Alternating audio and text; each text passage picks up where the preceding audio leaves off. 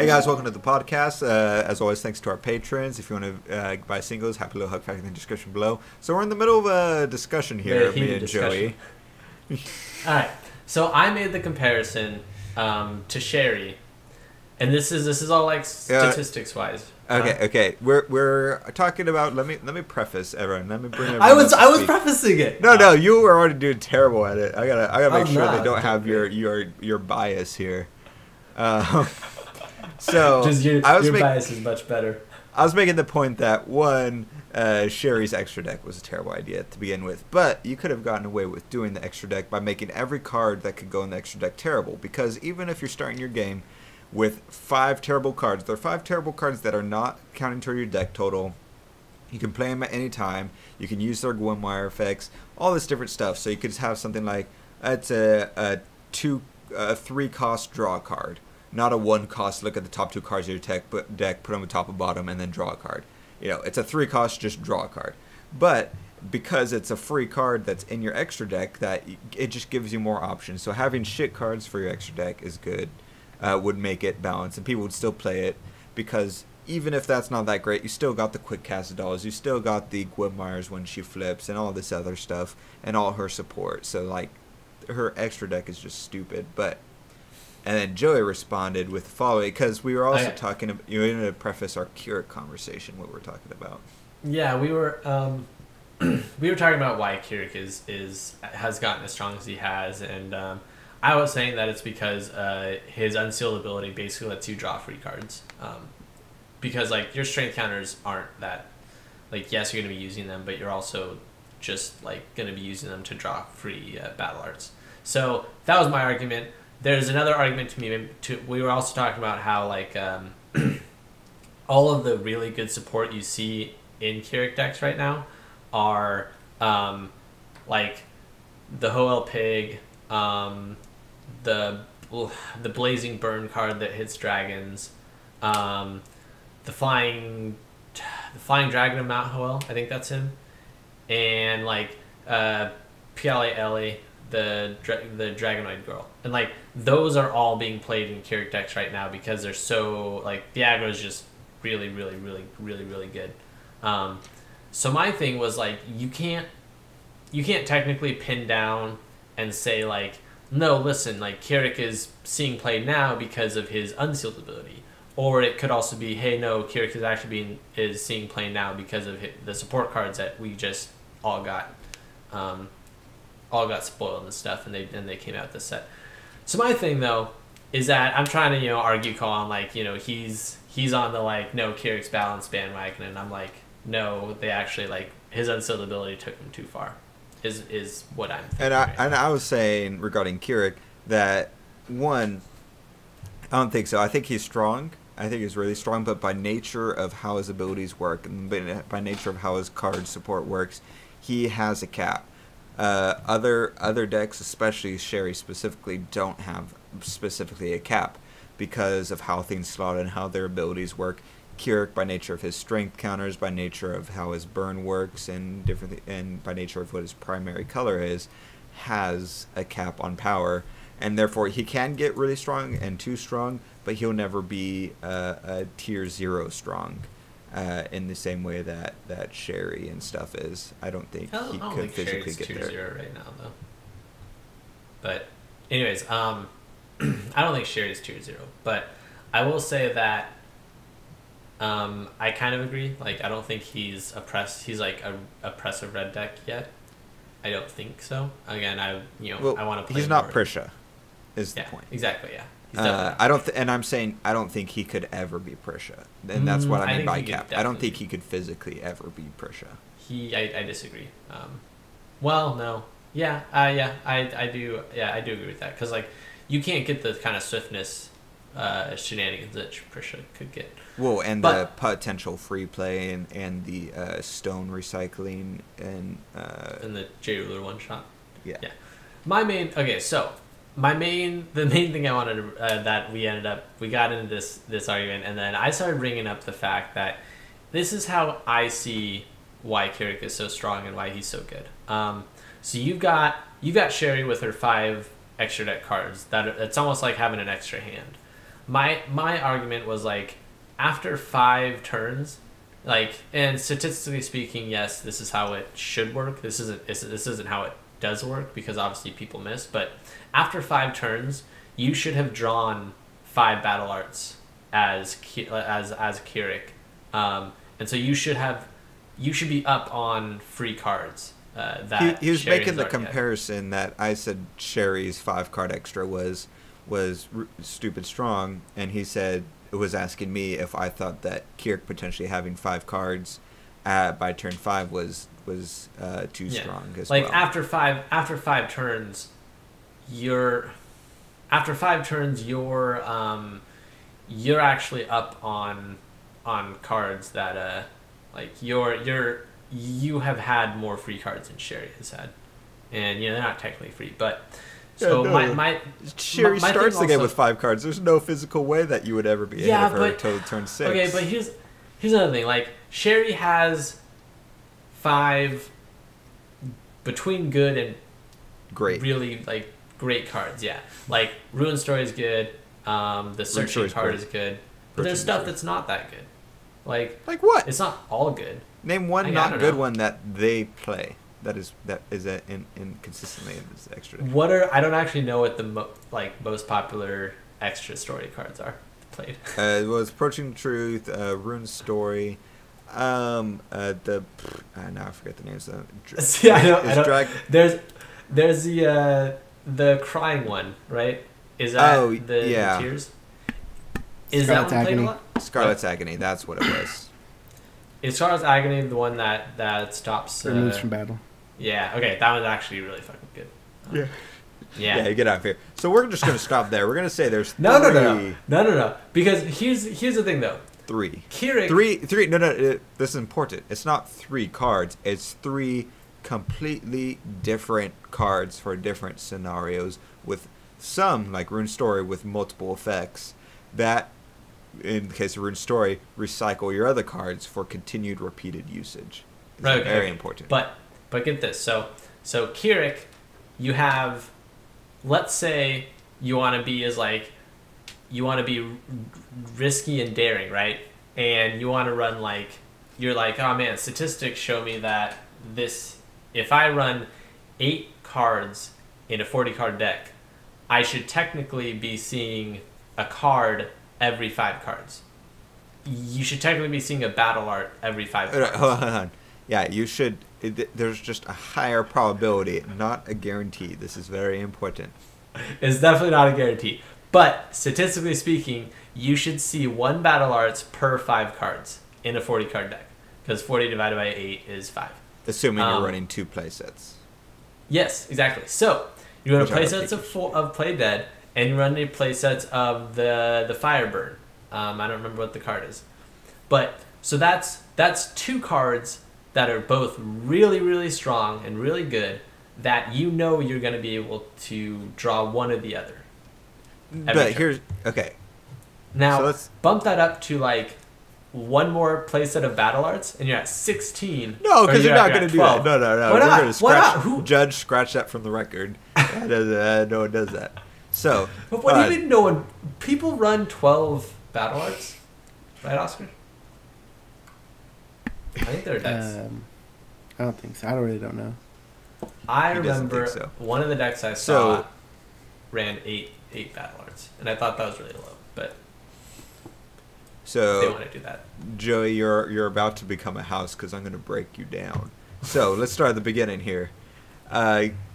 So by default, Sherry's better. It starts with 5 cards. You have to wait 5 turns. By turn 5, you're dead, potentially. 2. Yeah, because it is not Kirik's free gonna cards. Kill you in 5 turns. It's not free cards. You're paying strength counters. You start the game with strength counters. At minimum, you're using all 10 of those to grab those 5 cards potentially, because a lot of these decks don't run the strength counter regeneration, so you can either tap them or deactivate. Is the only way to get strength counters back. And by that point, you're using the strength counters meant to be played for those battle arts. Those battle arts that you grab use strength counters, and if you use them to grab the battle arts, it defeats the whole point. They use 1 or 2 battle. No, Play Dead uses whatever amount you need for the resonator. Yeah, and which is the Burn 1 or 2. One Uses you don't run 3 cost resonators, so it costs 1 or 2 You 100% do. strength You counters. run the dragons. You went in a whole spiel about those dragons. You get You out don't run here, Ultra Joe. Dragons. No, the dragons in general. Dragon of Mount Hoel, for example. That's a 2 cost. No, it's not. Yeah. The one that gives you +2 or +4 +0. You're thinking That's a something 2 cost else. dragon. No. Yeah. You're thinking, Dragon of Mount Hoel is the 4 cost dragon. You're saying the name wrong. You're thinking of, what's it Real called? quick. Flying question. Dragon of Mount Hoel. There you go. No, you said Dragon. Oh, of the Mount Hoel. Flying Dragon of Mount Yes, Hoel. that's 2 different Fuck you. cards. I was saying the Dragon of Mount Hoel. It's the same thing. Oscar. And Dragon of Mount Hoel needs a strength counter to work. I was just There's- gonna comment real quick on the battle art thing. It looks like 8 or 9 is the average in the top 8 list.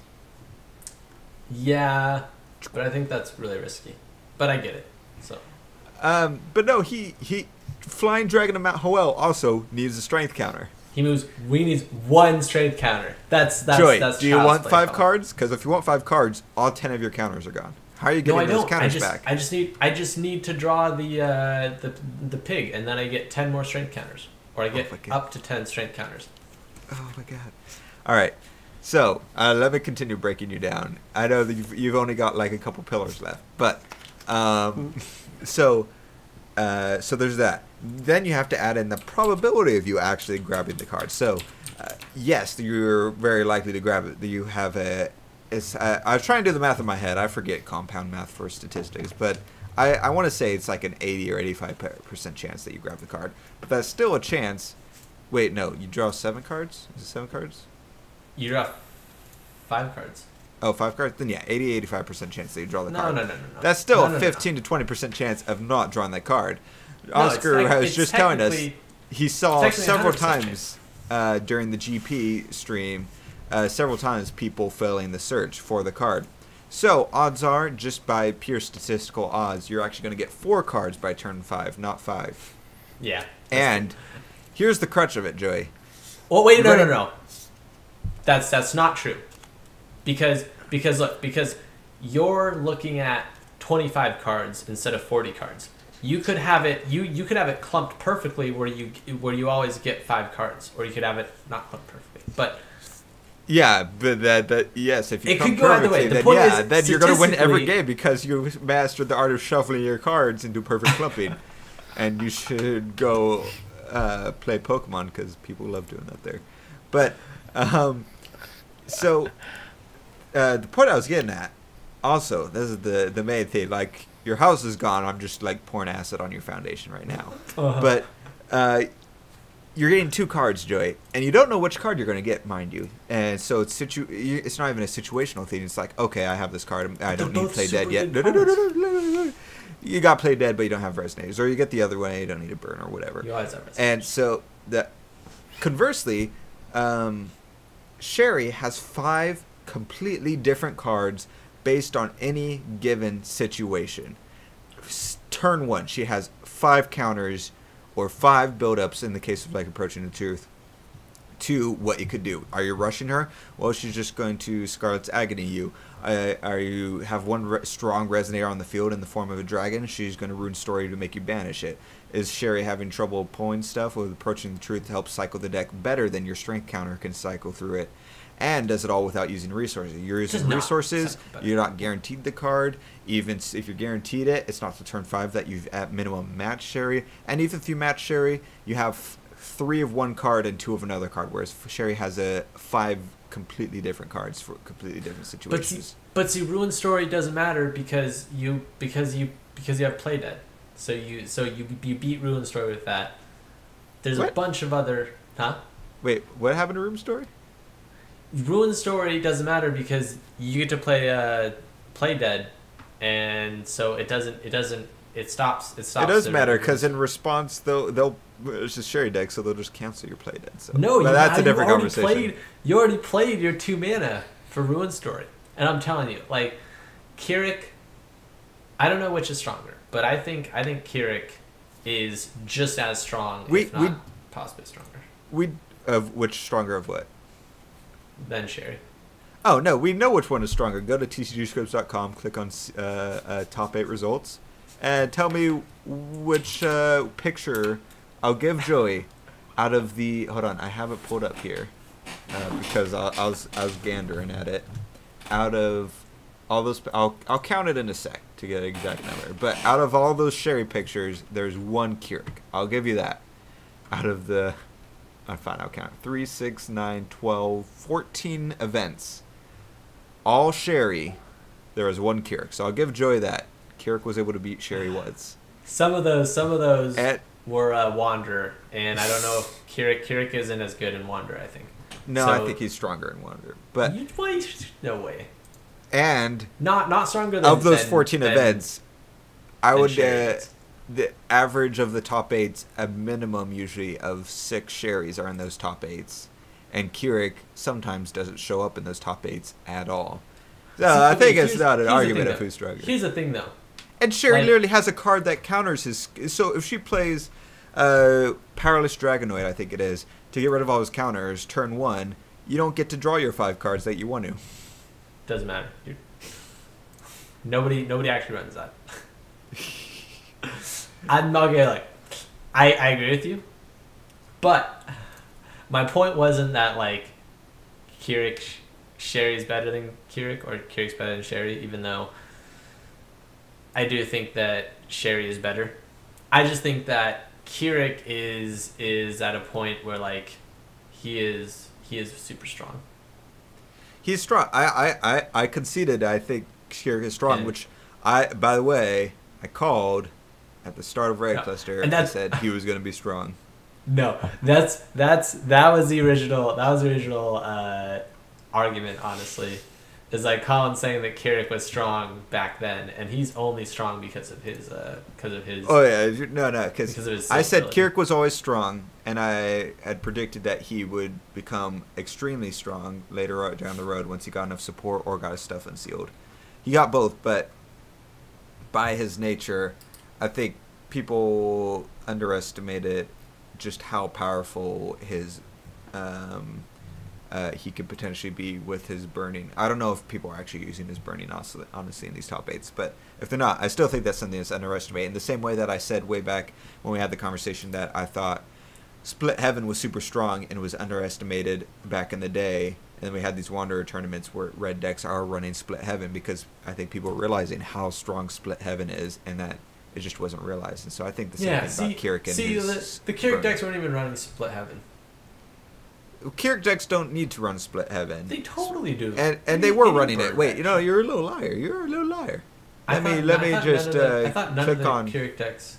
in German Wanderer were Masters, released. TCGScrubs.com. German Masters, first Kirik deck here. It'd be my luck. Nope, yeah. Runs a playset of Split Heaven. Very first Kirik deck I'm looking at. Bullcrap. Second Kirik deck. I swore we looked at that. Playset. Oh, Or that's is it right. 3? It was It's it 3. was a fancy Split Heaven, wasn't it? Yeah, it's the promo. Yeah, that's right. I got a whole bunch of those promos. The second one does too. I love that promo. Damn it. Okay. All right. I'll concede that. Yeah. They're running Split out. Heaven. I think burn is always underestimated, especially burning your opponent. Obviously, that's a completely different field, but people always forget how complete. Kirik is Redonk's burn potentially, because I could flip with him, which I've done before. I think when I was at the Richardson GP, we were doing a win-a-box tournament. Which I won all my games until I went against Fair, but that's separate story of green.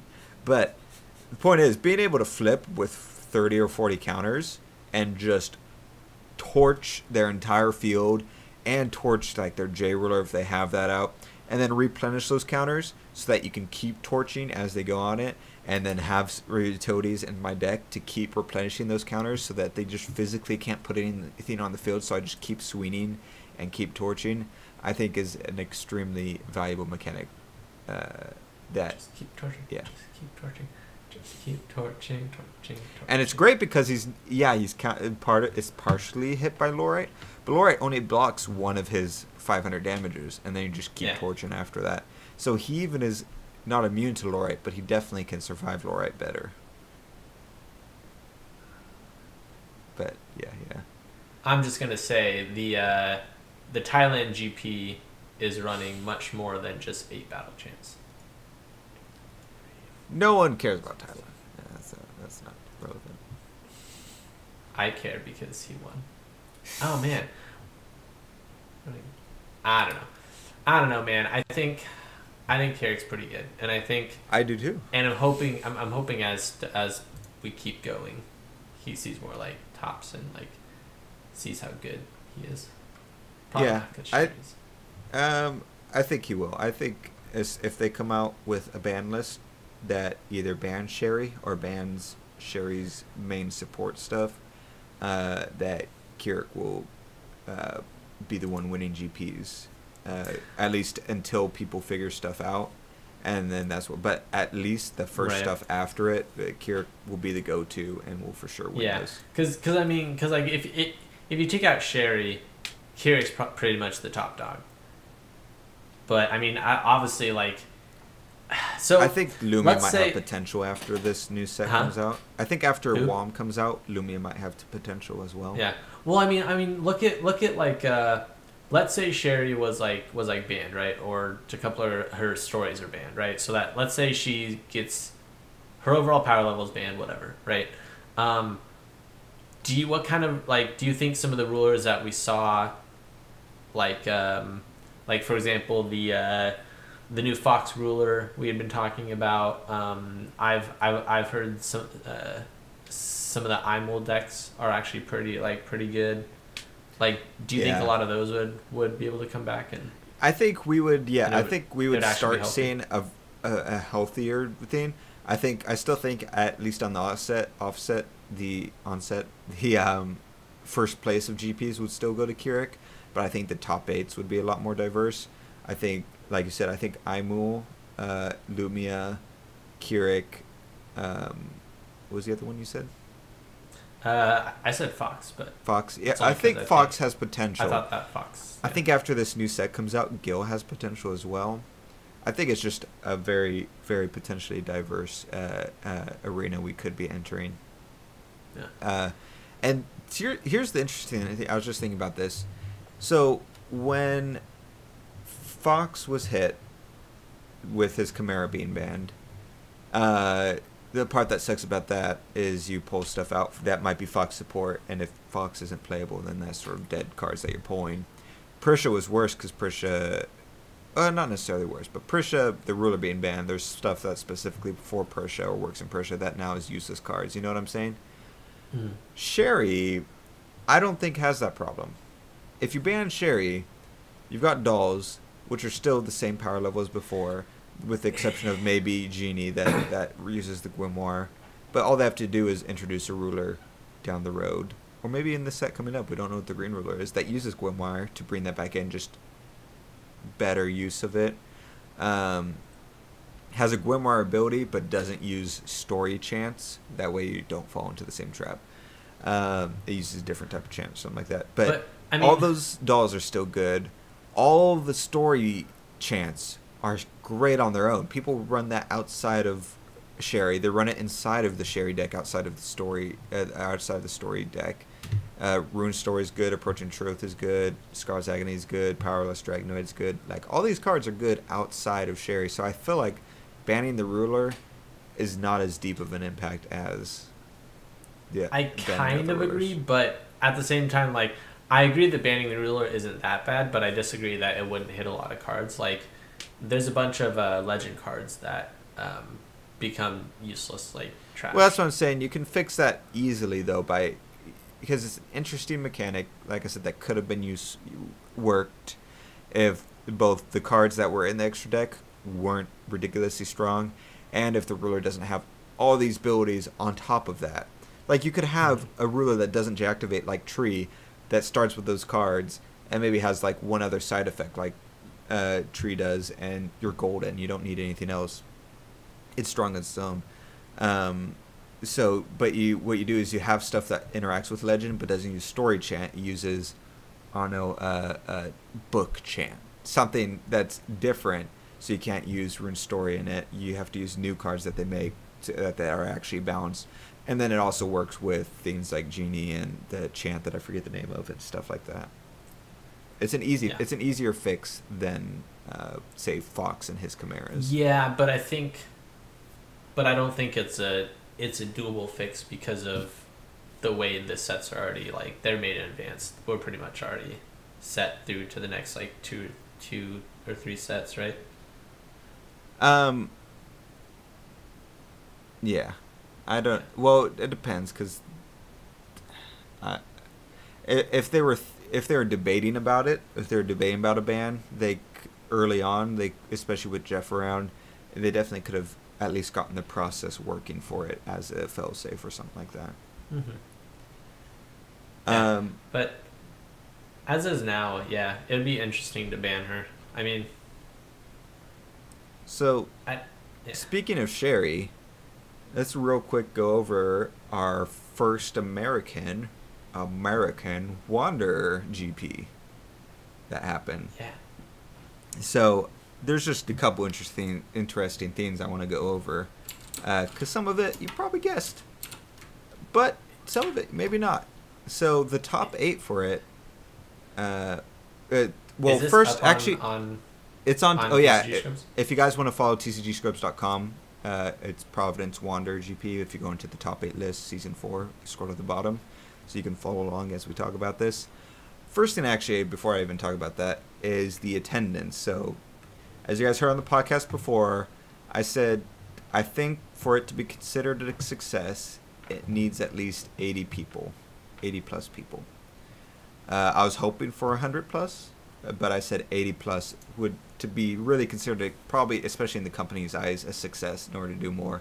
Even though other GPs have had low attendance, that was my thoughts. So with that in mind, the attendance for this one was 65. Mm-hmm. So that's unfortunate. It's a decent attendance. I think Stephanie Shaw had pointed out that Providence always has low attendance. She said last year, I think, for just a regular New Frontiers GP, it had 80 people attend. And I'm going to chime in real quick on that comment because I saw Travis McPherson commenting on this as well. It says, why would you then bring it back to a city that already had an all-time low count? Why wouldn't you put it somewhere else? Well, yeah, why would you do that, and why would you put it on Mother's Day weekend? Yeah. Yeah, no, it's another... chalk it up to the list of dumb... This whole GP season has just been... I'll be honest, it's been a little bit of a mess. The dates for the GPs weren't released until, like, 3 or 4 weeks before the first GP was even taking place. So that first GP was going to be a wash for a lot of people who couldn't fly out. So we had those late GPs. Partway through, we found out... Or no, we found out beforehand... I forget when the timing was, but we found out about the sealed GPs and what was happening with those. We found out locations, and then we found out, beyond that, the formats. Oh, yeah. We found locations, and then as we got closer, we found the formats. And then after that, after some GPs had happened, they switched some of those locations, what formats they were doing. So people who had already bought tickets or hadn't bought tickets, different things like that, all of a sudden were messed up with that. And then you have stuff like this, like Oscar mentioned. It's if it's in a place that normally gets low attendance, and this is the GP that they're going to find out if they actually will support Wanderer going forward, which they should. There's no reason not to support it. It's your game. It's your product. By not supporting it, you're admitting that your old product doesn't stand on its own, or you didn't create new product correctly for it. I feel like, because it's not like you shouldn't be prepared for this. Pokemon has expanded. Magic has whatever it's called. Every card game works with their older cards. So they knew it was happening. They knew they were going to work with their older cards. Does Yu-Gi-Oh have it? I don't think Yu-Gi-Oh has it. I'm pretty sure they do. I feel like I've seen stuff about it. I don't know. The point is that it's not like they avoided it. If Yu-Gi-Oh avoided it, they 100% have Wanderer. They have Wanderer League. They finally introduced a ban list for it, and they introduced a ban list and threw a GP, and they're like, if this doesn't work, then obviously it didn't work. And it's like you put in 1 week of effort at like 2 months ahead of time of this GP. I don't know what they were expecting. But and then having this GP on Mother's Day weekend, on top of that, on top of being a Wanderer, on top of being a low attendance thing, it's just a terrible decision. So I'm hoping they take that all into account, because I would love to see more Wanderer GPs. I think that's such a cool thing. I know this is going to be... So the GPs are decided by the company, right? GPs are the company sanctioned ones. Okay. which is why I feel okay being mad at the company for this. Okay. I'm gonna bring this up after the podcast because I'm not gonna. Yeah, I'm not. I feel like Joey's about to fight people. I know, no. I feel like I'd be a little like racist if I asked this. Whoa! I feel like it's more racist not knowing it now. All right, fine. I was gonna ask, does Japan and stuff, like, do they know about Mother's Day? Do they celebrate Mother's Day? How is that racist? Nothing about that. How is that like racist? I don't know. I was like, whoa, what? How did this bring race into this at all? What is Joey about to say? It's like does Japan celebrate Mother's Day? It's a Japanese company, so you know. Well, that's like saying I was curious if like does Japan celebrate Christmas? Is that racist? No, that's a legitimate question. I don't know if they celebrate Mother's Day, Joey. Am I racist? No, I think it's I don't know. I thought it might be a little racist for like asking or bringing it up, but I don't know. Unless Joey has something else in the back of his mind that's like fueling his thing, thinking he's racist, and I don't want to know about that. But it's probably I feel like it was maybe a little sensitive, Oh, I don't know. So, anyways, but I don't know. I was just thinking, like, I mean, a quick Google will let you know if the date you're putting it on is good or bad. Just Googling like, hey, does it? I'm putting this on. Oh yeah, that was the other thing. There was another GP I thought that switched dates or location or something like that. But yeah, like just doing a quick Google of like, or 2018 calendar. All right, I'm gonna put it here. Wait, that's Christmas. All right, better not put that there. It doesn't take a whole lot of effort. Whoever's like someone's job was to plan these. I thought it's Rob's job, is it not, to sit there and figure out? Also, it comes down to him being able to be like, hey, I want to hold in the city. Hey, venue, can I do it this weekend? Oh, no, it's busy. What's your cheapest weekend? Oh, that's a free weekend? Oh, it's Mother's Day weekend. That's why. We'll hold it, Well, one, I don't know if he has full control over all those dates. I know he had limited control over certain things, and that people are saying he needs to have more control. So, but if that's the case, and they had to do Mother's Day and no other day of work, all right. Make another location Wanderer then. Make one of the big locations Wanderer. That forces all the big players that were going to go there and all the huge things to do Wanderer, to bring that forward and all that. Something, any sort of extra effort would have been. I don't know. It just feels like not for how much it felt. At least they were hinging on this GP. It felt like the effort put into it was not equal. I did some light research, and they do celebrate Mother's Day. All right, Joey's not racist anymore, guys. We fixed it. No, I think the asking of the question was. Nah, I think it's fine. Not but really. How is it that none of the anime you watch have ever crossed that subject, Joey? Anime don't have mothers in them. They all anime like cut out all the parents and stuff. Right? What? They all have tragic upbringings. Yeah, that too. It's just the parents are never around. No, they were like around in 90% that. Of anime. There was that one really cool mom in that anime we watched together that I forget the name of.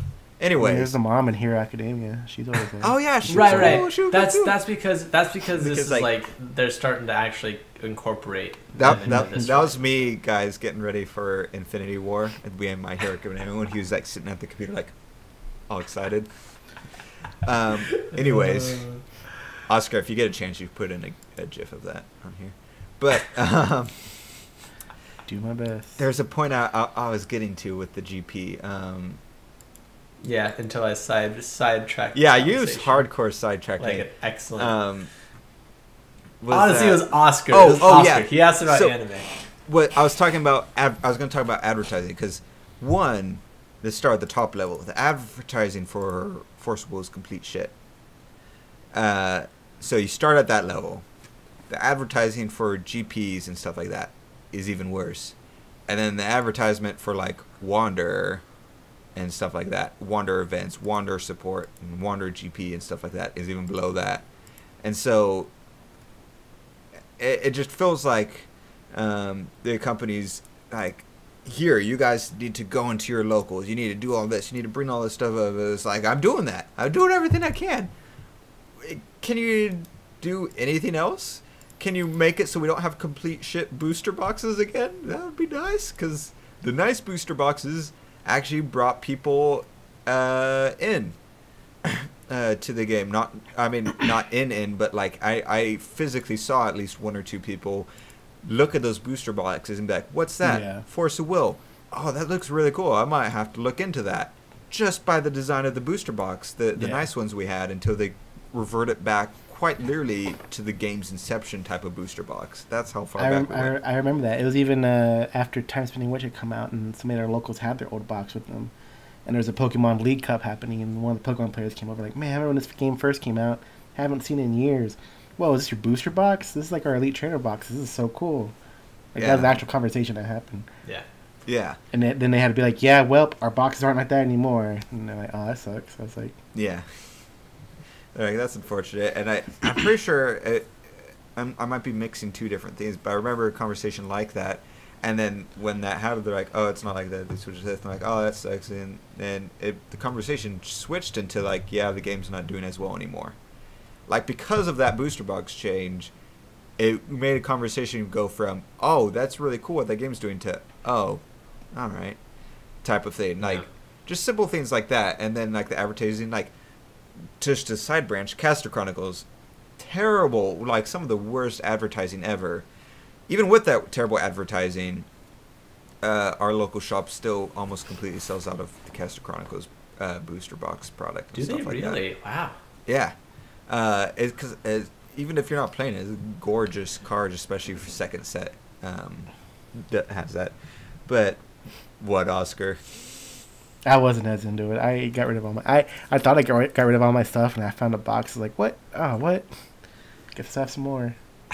I still really like it. I'm super hyped for this third set, especially for Orange support and some of the stuff they're doing with Tengu 48. Yeah. But terrible advertising. Even our shop owner commented how like there's like no, she didn't even know like it was a thing. It was just like sent to her with her normal orders. She's like, "Oh." But they didn't send any promotional materials with it. Nothing to like get people into it. No starter decks. No poster for the window. Literally nothing. Yeah. And her employees actually sold the starter decks, assuming it was Force of Will product. Yeah. Because some new people came in wanting to play Force of Will, and they're like, "Yeah, here you go. There's these," and they walked away like, "I don't think these are the right things," and they contacted like me to find out. And then they ended up really liking Caster Chronicles from the starter decks, so they bought some Caster Chronicles stuff. And that's that. Yeah. So they're putting too much. They're. I feel like they're like, "Oh, our fan base is loyal. They'll advertise it to other people and all that stuff." And it's like, we're doing everything we can. Not only are you guys not advertising it, but, I mean, you guys keep on breaking the game, and that doesn't help. But like I had mentioned in a comment on Facebook just now, that before we even started playing the game, when we got into it, the locals from what it sounded like, the locals were huge for Force of Will, and around the time that Reflect Refrain was big, completely gone. The locals didn't even have a single person show up anymore, and we restarted it, got up and going again, and then we lost like at least 2 people, I think, to Fox Prisha. And when you're only having like 4 to 6 people that already slowly built up, that hurts pretty bad. And we're having people who used to play and come back in and stuff like that. For example, who aren't very happy with Sherry, and and just the consistency of like this happened with Reflect and Prisha and now Sherry. And so this is no longer their main game, even if they do play it once in a while, or considering completely leaving it and stuff like that because of Sherry and Farrer and just Green in general. So we're trying our hardest. It's not like we're not trying, but we shouldn't have to try. I like Force of Will more than any card game I've played, but I do kind of miss not having to try, being able to just go Pokemon and just sit down and play. And not have to be like, do all this coordinating just to get enough people to get round robin. Yeah, it's tough. It's tough for me. Like I've been feeling. I felt that like a week or 2 ago, because I visited, like I have a local game store like right down my street. Really nice. Like it looks pretty cool. You know, it looks like they have a nice setup. But I'm pretty sure they just play Magic there. Probably like Magic and Pokemon and sometimes Yu-Gi-Oh, obviously. But like.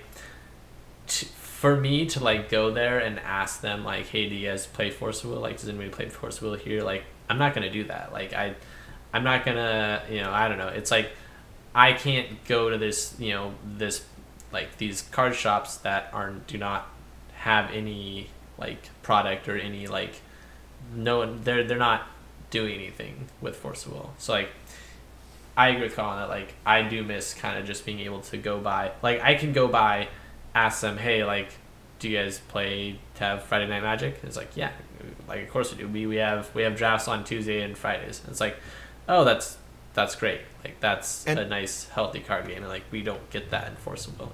And I know it's not a fair comparison to make compared to Magic and Pokemon, but the point I'm making is Force of Will was like that though, once upon a time.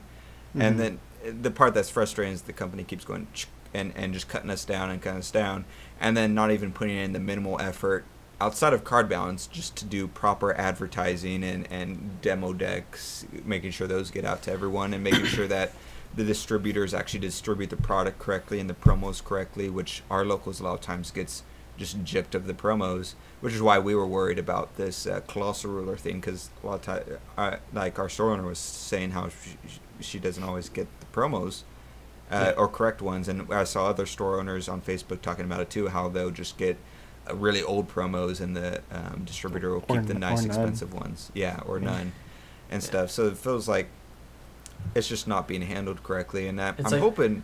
I know this is sounding super negative, but it's important to get this out there because I feel like we, especially with the next cluster. I know I said this last cluster, but I feel like with this cluster, especially with Jeff around and Jordan not around, we really have a chance to go back to how it could be and the potential it has. And it's going to be a slow burn. It's not going to be all at once. Real quick on the comment of the promos, though, like I did contact our store owner who went to her distributor.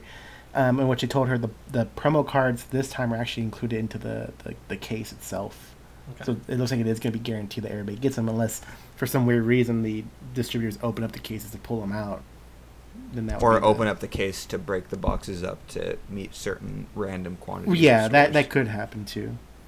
In which case, brunk. And so you could buy, potentially there could be a situation where you get 3 boxes and don't get the promo if the math works a certain way. Yeah. I will say, like obviously this has been this kind of turned it into like a I wasn't expecting it to go this way, but like it's frustrating for me too. Like you got in my opinion like the game with the best actual mechanics that I like. I love all these mechanics more than Magic. I like the sequential attacking. I like the destroying attackers and dealing combat damage and stuff. There's so many, I love the way the game plays. I like the stone calling. I like the decision between deactivating. I like the rulers. I like everything about the way the game plays. I like everything about the way the color pie is pretty situated. People bitch on green, but that's what blue is in Magic. So it's not the same comparison, but for the most part I'm pretty much okay with that. The actual color alignment is fine. That's not to say the balance between the colors is fine, but what the colors do is cool. Well, I would contend that green doesn't stick to its wheel, but green has every other. Green has draw power, it has burn, it has discard. But that's balance wise.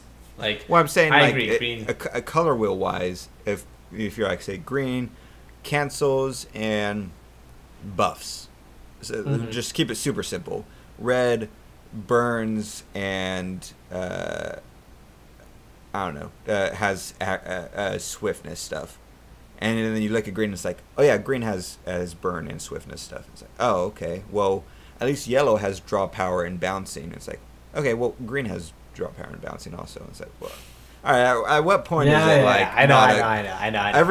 I agree that I feel like for the most part the other colors stick to it pretty well. Those are obviously exceptions, and that's but green really I don't know what happened with green. That's a game balance issue, which I in my spiel I'm gonna get to that, but so you've got either what I think is the best card game mechanics.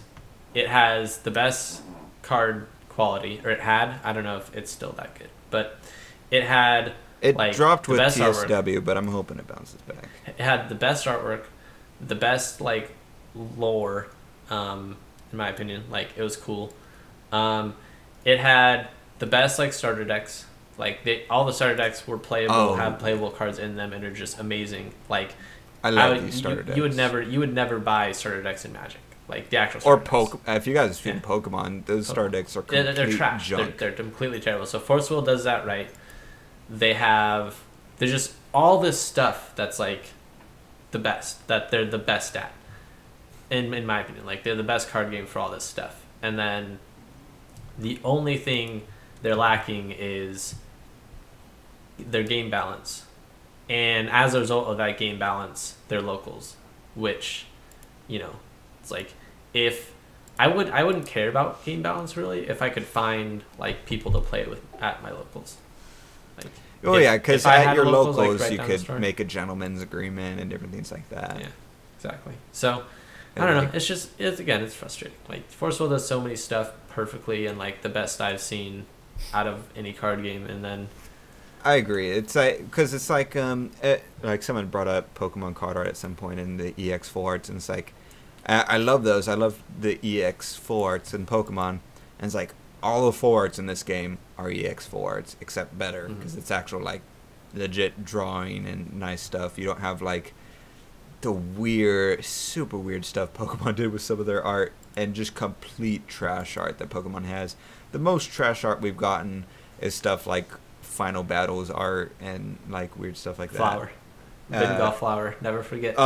We don't. Well, no, we've already had Vingolf 1 and 3, so I don't know what happened to 2, but and cross whatever's the Pandora, Old Grim Pandora and stuff. But with the exception of like a couple cards, on the whole, like like I would say Pokemon's like 50 or 60% just terrible art, and Force Wheel is a good like 5 or 10%. Not great. If you throw in Vingolf 2, it's a good 15% terrible. I'll say the good art in Pokemon comes from either if it's telling a little funny story or the support cards. Because the new support cards they've done a really good job on lately. That's true. The redesign too of the support cards was beautiful, and the trainer and item card design and stuff. Redesign was nice. I remember collecting some, and their gold cards are a nice idea. Oh yeah. I would love to see Force Wheel do something like that, like a unique card that's not an Uber, but for like normal cards. I would love that. Can you imagine like a gold Uber, like, now I'm going blank. Let's just say Severing Winds, because that's the only thing on top of my head. But like you get a textured Severing Winds, but you could also get a gold Severing Winds.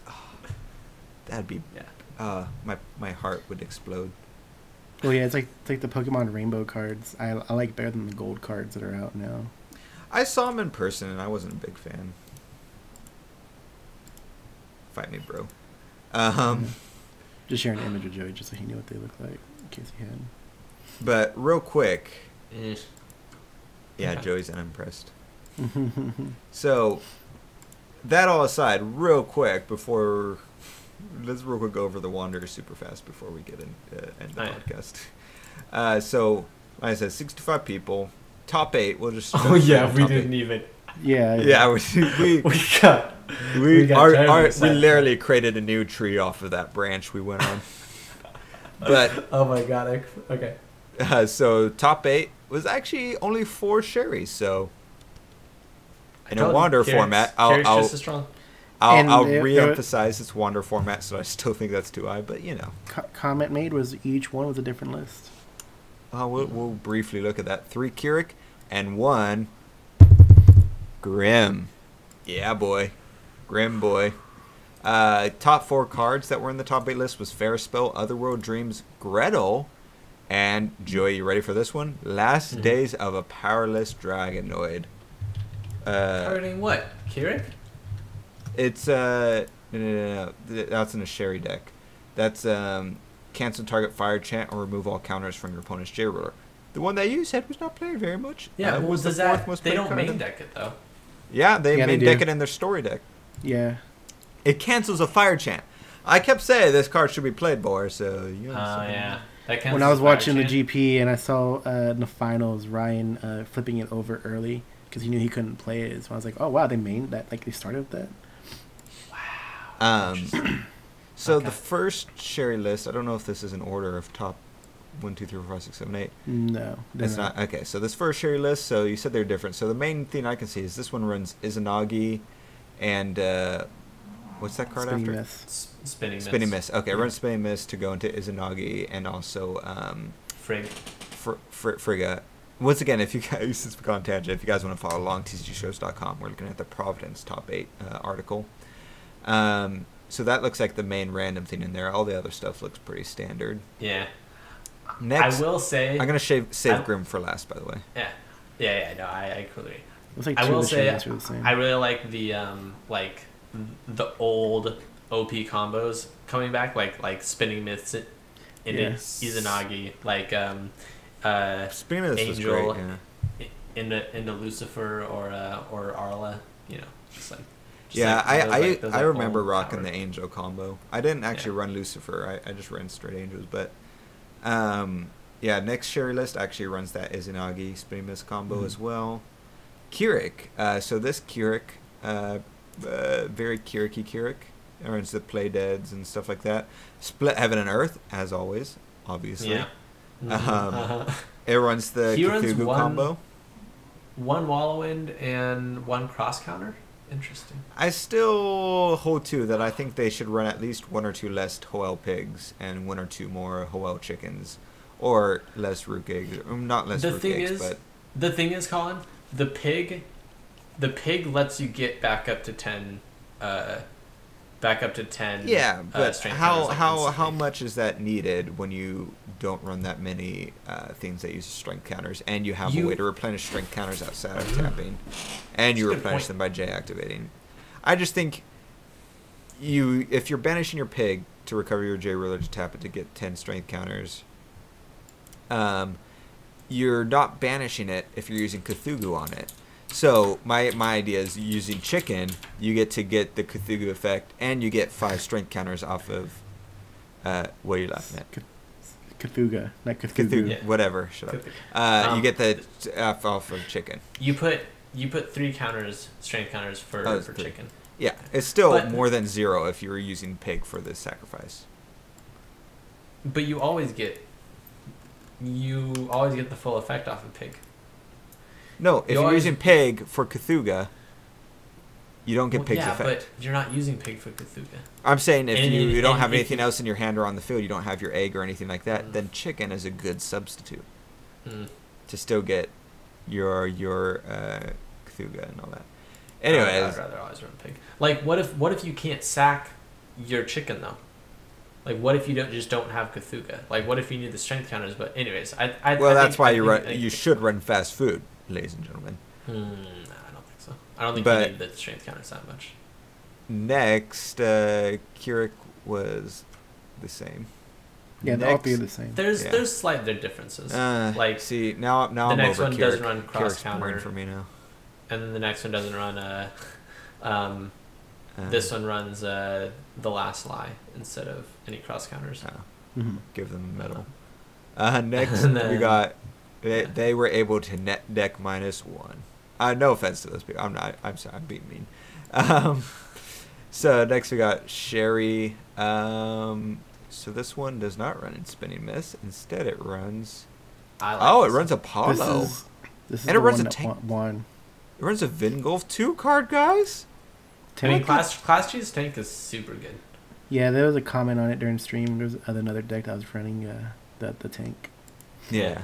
I don't know what it was. It's really good. It's a Class G's tank. It's really good. Control.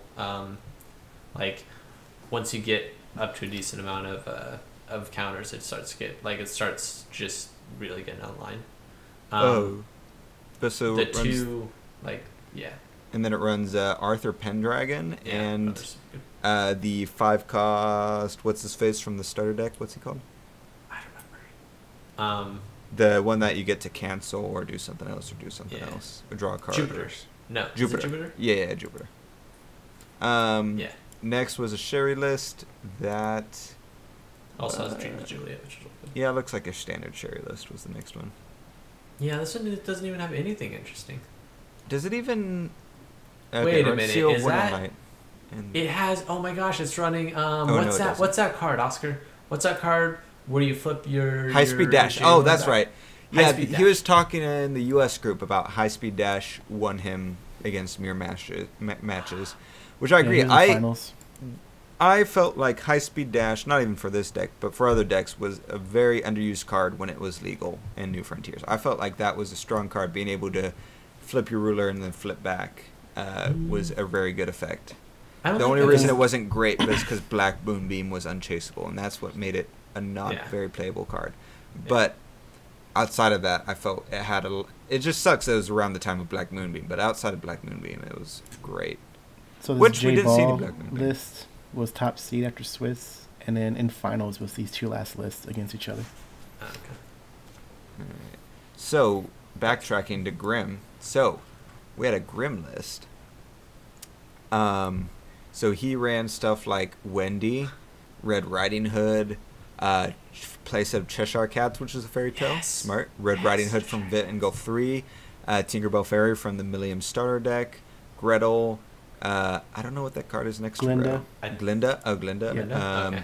Oh, that's Rapunzel. Rapunzel. It's a 3-cost fairy tale that when it comes in, you get to get a 1-cost fairy tale from your graveyard into the field.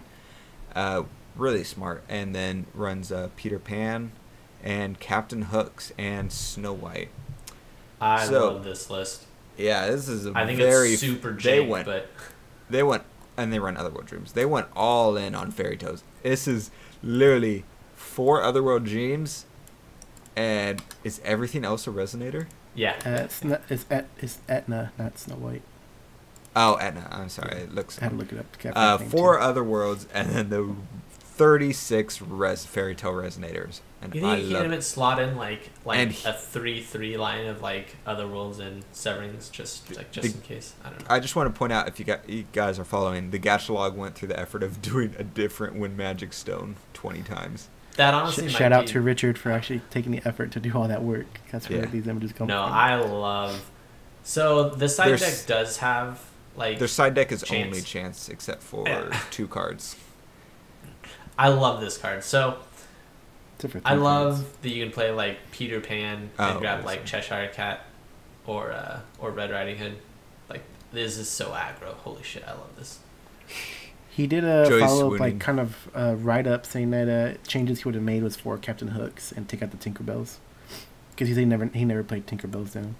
Oh, interesting. I Yeah, would like, think Tinkerbell Tinkerbell seems was like one of the super playable. Yeah, like one of the stronger cards because it's so big. I'd love to. Maybe I'll try contacting him, seeing if we can get some more info about this. I mean, I but- guess if you Yeah. just like play so many Gretels, you ramp into Hook I- pretty fast. So And I want to commend Yeah. him for going all in on the Wanderer. This is what I was hoping to see with a Wanderer Yeah, GP. Was like right? jank stuff like this. That's like, oh, that would never work in New Frontiers, or they just something you could only see in Wander. Like Sherry decks are like, oh, I switched out a card or two, or yeah, we see kind of an Angel combo, but at the end of the day, it's still the Sherry deck with just a random combo. But And this is this- like, oh, this and is fun.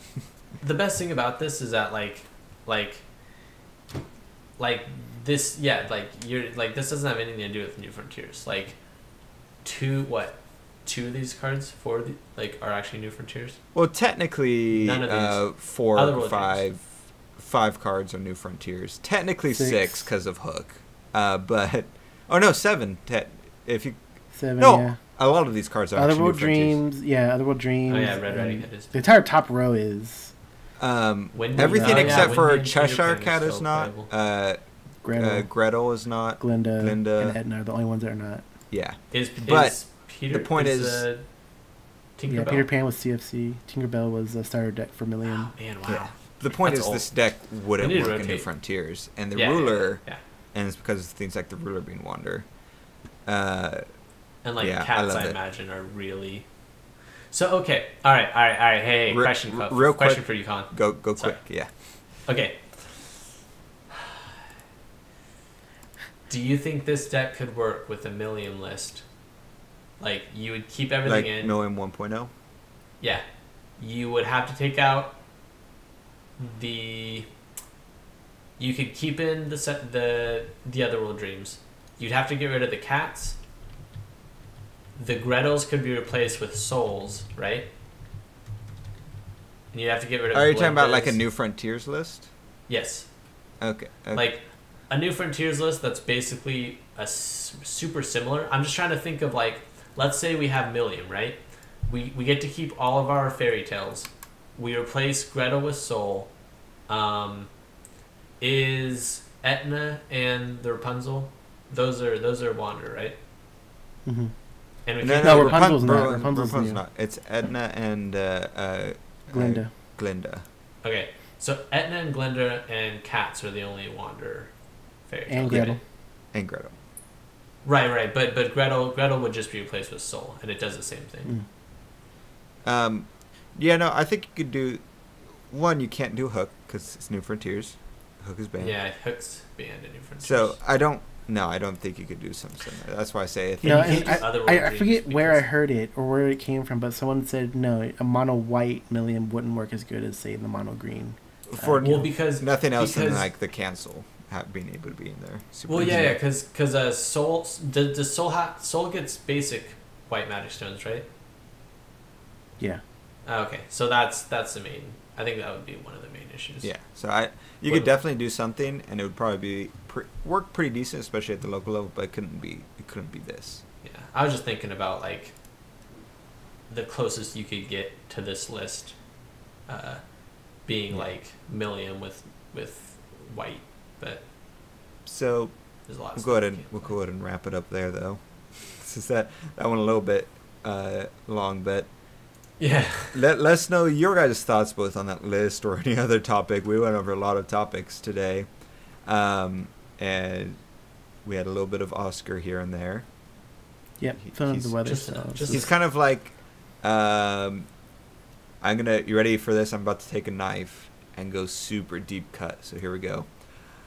It's like that first episode in Doctor Who where the three doctors were all together, but the first doctor only faded in and out occasionally because they couldn't stream him in physically. So he just came in and out to give like specific advice to help them, guide them along. So that's what Oscar was. Oscar was the first doctor. And Joy was probably the second doctor, and I was the third doctor. So I've mentioned this before, but Colin's watching all of Doctor Who, so he finds every opportunity he can to bring up that like knowledge he has from Doctor Who. I have so much knowledge.